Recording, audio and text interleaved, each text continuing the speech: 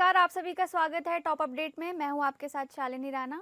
शुरुआत करेंगे top update की। अखिलेश यादव ने आज प्रसिद्ध अभिनेता एवं निर्देशक फरहान अख्तर द्वारा निर्मित फिल्म 120 बहादुर का विशेष प्रदर्शन प्लासियो मॉल में उनके साथ मिलकर देखा। इस दौरान अखिलेश ने कहा कि दुनिया की फौजों में सबसे बहादुर फौज हमारे भारत की है। इस फिल्म ने हमारे तमाम जवान जो जोखिम भरा जीवन जी रहे हैं उनकी याद दिलाई है। नई पीढ़ी को ये फिल्म जरूर देखनी चाहिए। मैं एक लंबे समय के बाद मूवी देख रहा हूँ थिएटर में। जवानों की बहादुरी पर सब लोग गर्व करते हैं। भारत सरकार को कम से कम बताना चाहिए कि भारत का क्षेत्रफल पहले क्या था और आज क्या है। जितना संविधान हमारा मजबूत होगा उतना लोकतंत्र हमारा मजबूत होगा। सरकार 12 साल से अधिक की सेवा कर चुके उपनल कर्मचारियों को समान काम के लिए समान वेतनमान देगी। मुख्यमंत्री पुष्कर सिंह धामी के निर्देश पर शासन ने इस संबंध में आदेश जारी किया है, जिसके बाद मंगलवार को 16 दिन से हड़ताल पर चल रहे उपनल कर्मचारियों ने शासन के आदेश के बाद अपना आंदोलन स्थगित कर दिया।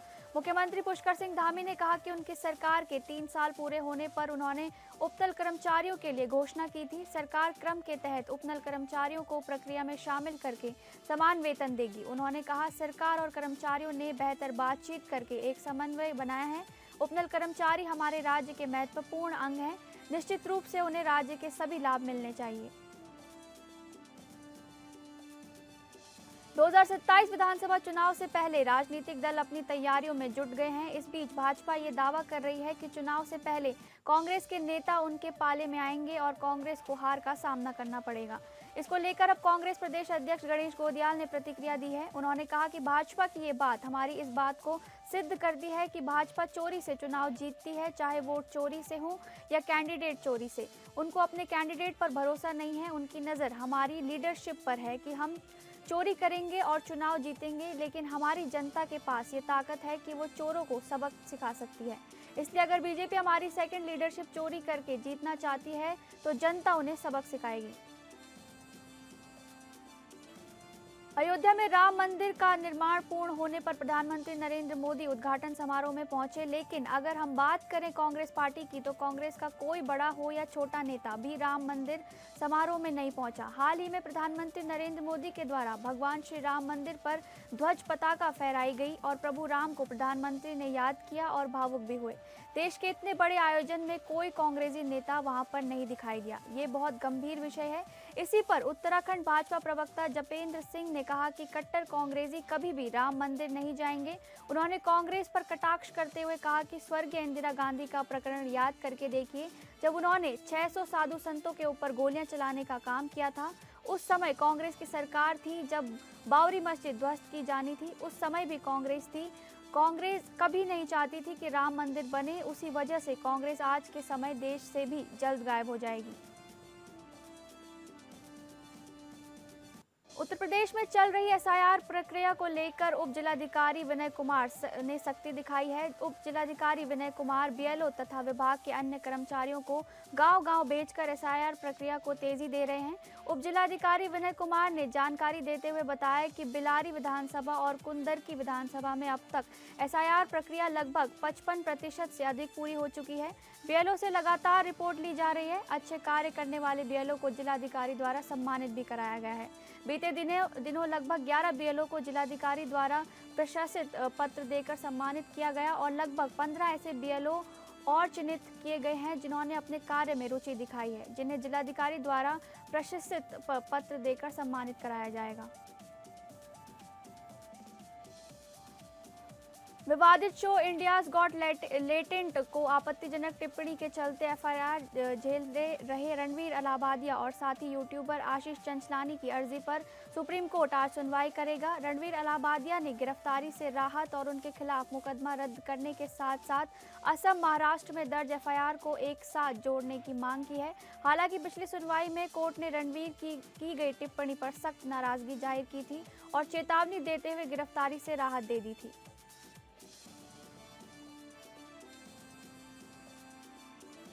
गजरौला थाना क्षेत्र के गांव चौहड़पुर माफी निवासी अंकित पुत्र ऋषिपाल सिंह दोपहर करीब 2 बजे अपनी मां संतोष के साथ हसनपुर क्षेत्र के गांव सिरसा रुखालू स्थित अपने मामा रामकिशोर के घर भातनौत कर अपनी 50 वर्षीय मां संतोष के साथ बाइक से घर को वापस लौट रहा था।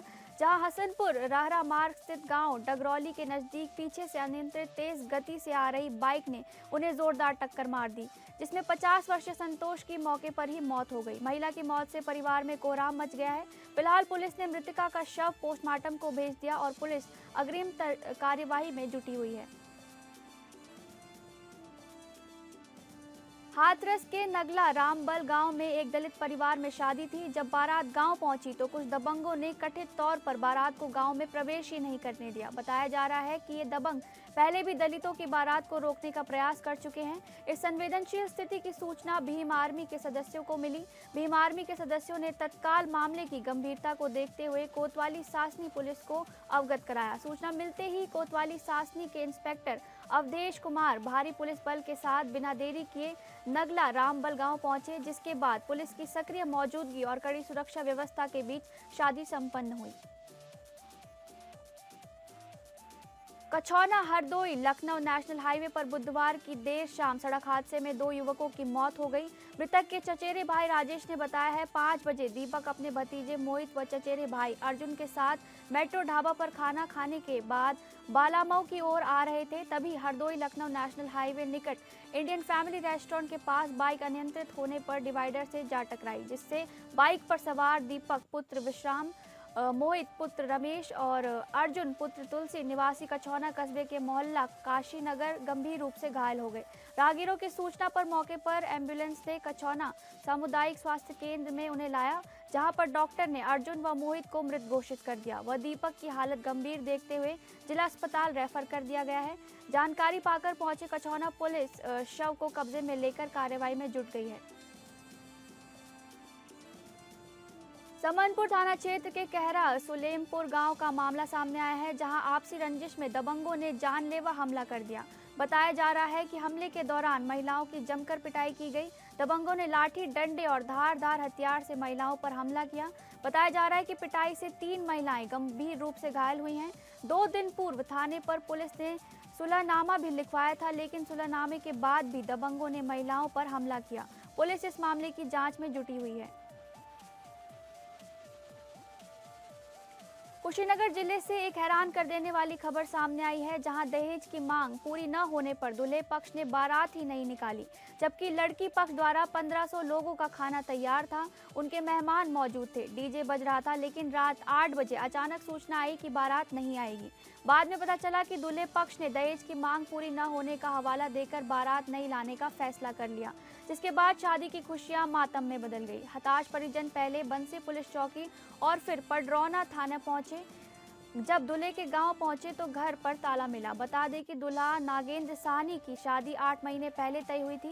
दहेज के रूप में 5 लाख रुपए, एक पल्सर बाइक और विदाई का सामान तय हुआ था। ये भी आरोप है कि शादी के दिन दूल्हे पक्ष ने नई मांगे रख दी थी। लड़की वालों ने दहेज मांग बढ़ाने का आरोप लगाते हुए पुलिस को तहरीर दे दी है। पुलिस मामले की जाँच में जुटी हुई है।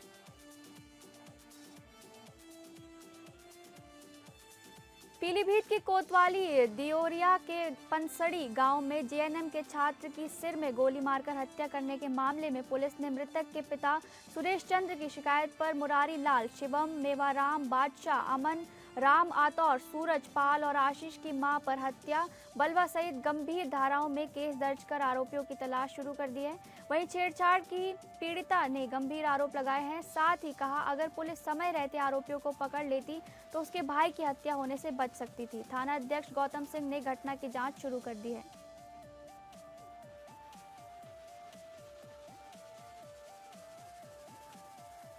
विदिशा में नायब तहसीलदार कविता की मौत ने पूरे प्रशासनिक अमले को हिलाकर रख दिया है। तीसरी मंजिल से गिरकर हुई मौत का मामला अब रहस्यमय मोड़ ले चुका है। क्या ये आत्महत्या है या किसी तरह का हादसा? फिलहाल सस्पेंस बरकरार है और पुलिस हर एंगल से जांच कर रही है। बताया जा रहा है कि कविता अपने ही सरकारी निवास की तीसरी मंजिल की छत से नीचे गिर गईं, जहां गिरने के बाद उनकी हालत गंभीर हो गई। घटना की सूचना मिलते ही परिसर में अफरा तफरी मच गई और तुरंत उन्हें जिला अस्पताल ले जाया गया। घटना के बाद राजस्व परिसर को पूरी तरह सील कर दिया गया है। फॉरेंसिक टीम, पुलिस व वरिष्ठ अधिकारी मौके पर मौजूद हैं। पुलिस इस बात की जांच कर रही है कि क्या ये आत्महत्या का मामला है या फिर कोई दुर्घटना।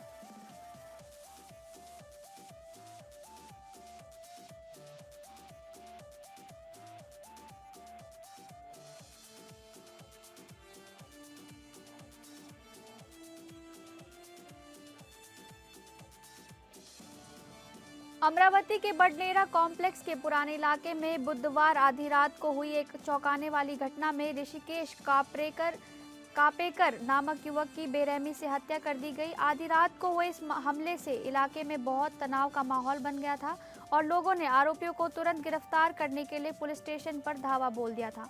इस घटना के बाद लोगों ने हत्या के सभी आरोपियों के खिलाफ पुलिस में केस दर्ज कराया है और सख्त कार्यवाही की मांग की है। इससे पहले बीजेपी नेता शिवराय कुलकर्णी ने बहरीन आए कुछ संदिग्ध युवकों की सामूहिक हत्या का आरोप लगाया था। पुलिस ने कहा है कि उन्हें आरोपियों के खिलाफ स्वतंत्र जांच शुरू करनी चाहिए और किसी भी समुदाय के बारे में कोई जानकारी नहीं फैलानी चाहिए।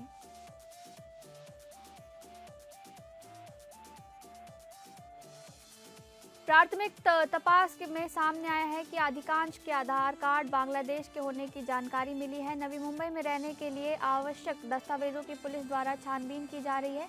कई लोगों के पास कोई भी वैध दस्तावेज नहीं मिले होने की जानकारी भी सामने आ रही है। खारघर पुलिस अभी सभी को हिरासत में लेकर पूछताछ कर रही है।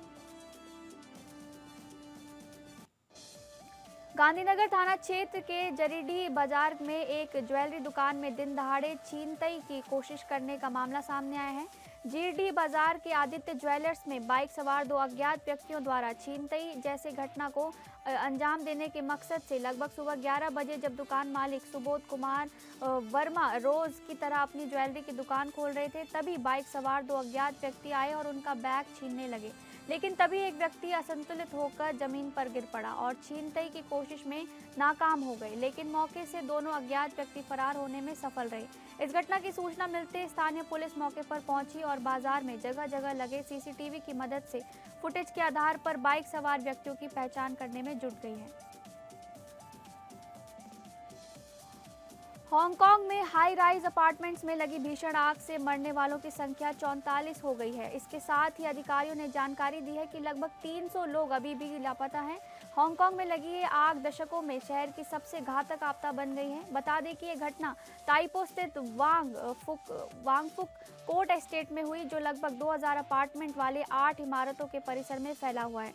गगनचुंबी इमारतों के लिए पहचाने जाने वाले इस अत्यधिक घनी आबादी वाले फाइनेंशियल सेंटर में इस त्रासदी से भयंकर सदमे की लहर पैदा कर दी है।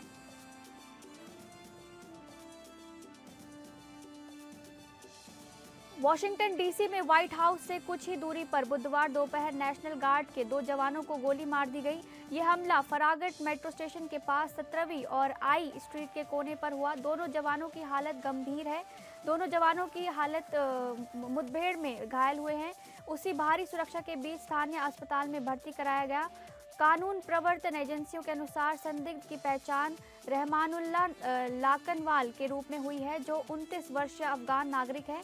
वो साल 2021 में अमेरिका में दाखिल हुआ था। शुरुआती जांच में माना जा रहा है कि उसने अकेले ही इस हमले को अंजाम दिया। हालांकि उसकी पहचान संबंधी कुछ पहलुओं की अभी भी पुष्टि की जा रही है। अमेरिका के राष्ट्रपति डोनाल्ड ट्रंप ने मंगलवार को कहा कि यूक्रेन और रूस के बीच युद्ध समाप्त करने की उनकी योजना तैयार है और वो अपने दूत स्टीव विटकॉफ को रूसी राष्ट्रपति व्लादिमीर पुतिन से और सेना सचिव डेन डिस्क्रॉल को यूक्रेनी अधिकारियों से बातचीत के लिए भेज रहे हैं। ट्रंप ने संकेत दिया कि वो भी पुतिन और यूक्रेन के राष्ट्रपति पुतिन जेलेंस्की से मुलाकात कर सकते हैं, लेकिन वार्ता में पर्याप्त प्रगति होने पर उन्होंने कहा कि वो उपराष्ट्रपति जेडी वेंस, विदेश मंत्री मार्को रूबियो, युद्ध मंत्री पीट हेगस्थे और अमेरिकी राष्ट्रपति के आधिकारिक आवास एवं कार्यालय व्हाइट हाउस की चीफ ऑफ स्टाफ सूजी वाइल्स के साथ प्रगति की जानकारी लेंगे।